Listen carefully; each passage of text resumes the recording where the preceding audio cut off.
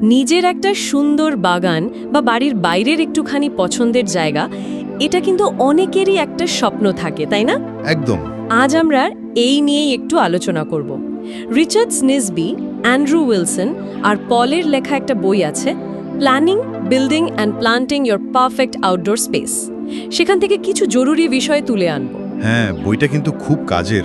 আমাদের লক্ষ্য শুধু একটা সুন্দর জায়গা বানানো নয়, বরং এমন একটা জায়গা তৈরি করা যা সত্যি আপনার, মানে আপনার নিজের একটা ব্যক্তিগত আশ্রয় হয়ে উঠতে পারে। ঠিক তাই। আর বইটা শুরুই হয়েছে এই ব্যক্তিগত পছন্দের ওপর জোর দিয়ে। মানে আপনার জায়গা যেমনই হোক, জলবায়ু যেমনই হোক, আপনার রুচি, আপনার প্রয়োজন, এটাই আসল। এটাই কিন্তু ভালো ডিজাইনের, মানে কার্যকরী ডিজাইনের একেবারে গোড়ার কথা।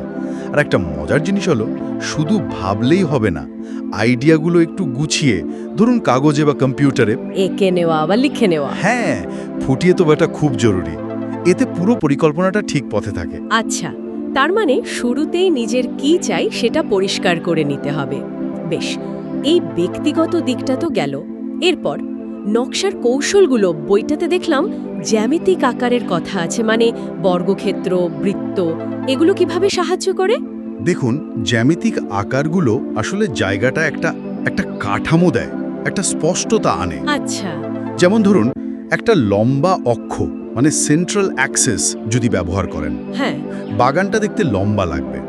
আবার যদি কোনাকুনিভাবে সাজান, মানে ডায়াগোনাল লেআউট, ও, তখন কিন্তু আরও বেশি আকর্ষণীয় লাগে। কারণ অপ্রত্যাশিত কিছু কোণ তৈরি হয়, দেখার ভঙ্গি পাল্টে যায়, একটু যেন রহস্য তৈরি হয়। বাহ, তার মানে একই জায়গা, কিন্তু নকশার প্যাচে অনুভূতিটা একেবারে আলাদা হয়ে যাচ্ছে। আর পথের ব্যাপারটা, কোথাও দেখি একদম সোজা পথ, কোথাও আবার বেশ আঁকাবাঁকা। পথের ডিজাইনটা কিন্তু খুব জরুরি। এটা শুধু হাঁটার জন্য না, পুরো নকশার ভিত গড়ে দেয়। সোজা পথ মানেই একটা ফর্মাল ভাব, বেশ পরিপাটি লাগে। হ্যাঁ হ্যাঁ। আর বাঁকানো পথ, ওটা অনেক বেশি ঘরোয়া, ইনফর্মাল, একটা আরামদায়ক অনুভূতি দেয়, যেন বলছে, আরে আস্তে চলুন, চারপাশটা দেখুন। বাহ। আর ধরুন, পথের শেষে বা মোড়ে যদি একটা সুন্দর মূর্তি বা একটা অন্যরকম গাছ রাখেন, হ্যাঁ। ওটা দৃষ্টিটাকে আটকে দেয়। বইতে লেখক এটাকে বলছেন ভিজুয়াল ফুল স্টপ, মানে চোখটা স্বাভাবিকভাবেই ওখানে গিয়ে থামবে। ভিজুয়াল ফুল স্টপ, দারুণ শব্দ তো। আচ্ছা, এটা তো গেল মেঝের নকশা, উচ্চতা নিয়েও তো ভাবার আছে, তাই না? অবশ্যই আছে। উচ্চতার এই যে তারতম্য, এটা জায়গার ফিলিংসটাই আমূল বদলে দিতে পারে। কিভাবে?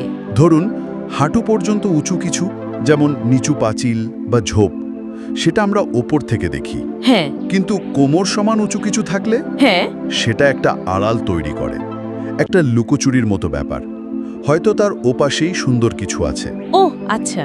আর মাথার ওপর যদি গাছের ডালপালা বা কোনো লতানো গাছের ছাউনি থাকে, সেটা কিন্তু খোলা জায়গায় থেকেও একটা আশ্রয়, একটা ছাদের মতো অনুভূতি দেয়। ওই যে বললেন, ব্যক্তিগত নিভৃত কোণ, সেটা তৈরি করতে খুব সাহায্য করে।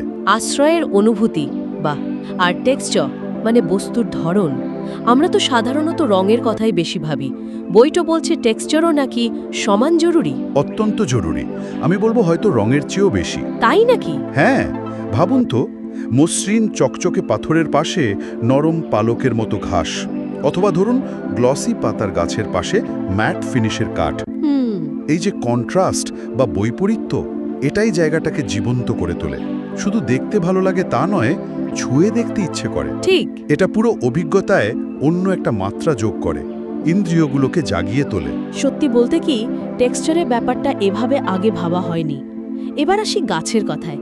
এত এত গাছ, কোনটা লাগাবো, কোথায় লাগাবো, এটা তো বেশ কঠিন সিদ্ধান্ত মনে হয়। কঠিন মনে হলেও কিছু মূল জিনিস যদি একটু মাথায় রাখেন, তাহলে সহজ হয়ে যায়। যেমন? প্রথমত, আপনার জায়গায় রোদ কেমন, মাটি কেমন, এটা জানা দরকার।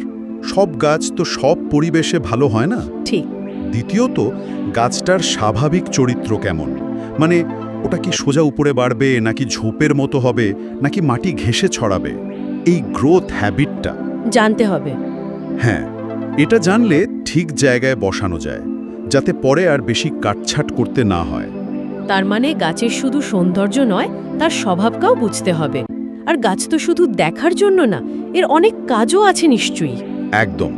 গাছ কিন্তু দারুণ সমস্যা সমাধানকারী। তাই হ্যাঁ, এরা আড়াল তৈরি করতে পারে, সীমানা বোঝাতে পারে, দরকারি ছায়া দিতে পারে। আবার ধরুন রাস্তার শব্দ বা কোনো বাজে দৃশ্য আড়াল করতেও গাছ কাজে লাগে। বাহ, এমনকি পশু পাখিদের খাবার বা আশ্রয়ও যোগায়।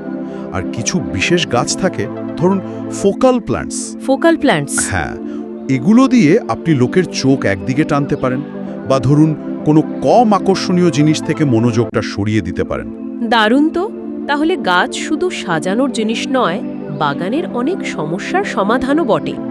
সবশেষে ওই যে ছোট ছোট জিনিসগুলো, যেমন একটা বসার বেঞ্চি বা রাতের আলো, এগুলো কতটা জরুরি? এগুলো হয়তো ছোট জিনিস, কিন্তু এর প্রভাব অনেক। ধরুন একটা আরামদায়ক বসার জায়গা রাখলেন, সেটাই কিন্তু আপনাকে ওখানে গিয়ে বসতে, একটু সময় কাটাতে ডাকবে। ওই ব্যক্তিগত আশ্রয়ে নিজেকে ছেড়ে দেওয়ার সুযোগ করে দেবে। ঠিক। আর রাতের আলো, সঠিক আলো ব্যবহার করে একটা সাধারণ বাগানও কিন্তু রাতে অসাধারণ হয়ে উঠতে পারে। শুধু দেখতে সুন্দর লাগবে তাই নয়, হাঁটার পথটা নিরাপদ রাখতে বা সিঁড়ি বোঝাতেও তো আলো দরকার। মৃদু আলো ব্যবহার করলে পরিবেশটাও বেশ শান্ত থাকে। তাহলে সব মিলিয়ে যা বুঝলাম, একটা সফল বাগান মানে হলো ব্যক্তিগত রুচি, যার সঠিক ব্যবহার, মানে তার আকার, উচ্চতা, টেক্সচার আর উপযুক্ত গাছপালা, এই সব কিছুর একটা সুচিন্তিত মিশ্রণ। ঠিক ধরেছেন। সবকিছু মিলেমিশে একটা আরামদায়ক, শান্তিদায়ক আর একদম নিজের একটা জায়গা তৈরি করে। একদমই তাই। প্রত্যেকটা অংশ যেন অন্য অংশকে সাহায্য করে একটা সম্পূর্ণ অভিজ্ঞতা তৈরি করে, যা শুধু দেখার নয়, অনুভবেরও। আজকের আলোচনা তাহলে এখানেই শেষ করি। যাওয়ার আগে শ্রোতাদের জন্য একটা ছোট্ট প্রশ্ন রেখে যাই। আপনার বাড়ির আশেপাশে বা কাজের পথে চারপাশের জায়গাগুলোর দিকে একটু খেয়াল করলে নকশার কোন ব্যাপারটা আপনার চোখে পড়ে, যা একটা সাধারণ জায়গাকেও বিশেষ করে তুলেছে? আর আজকের এই আলোচনা থেকে পাওয়া কোনো আইডিয়াটা আপনার নিজের আউটডোর স্পেসটাকে আরেকটু ভালো করতে সবচেয়ে বেশি কাজে লাগতে পারে বলে মনে হচ্ছে?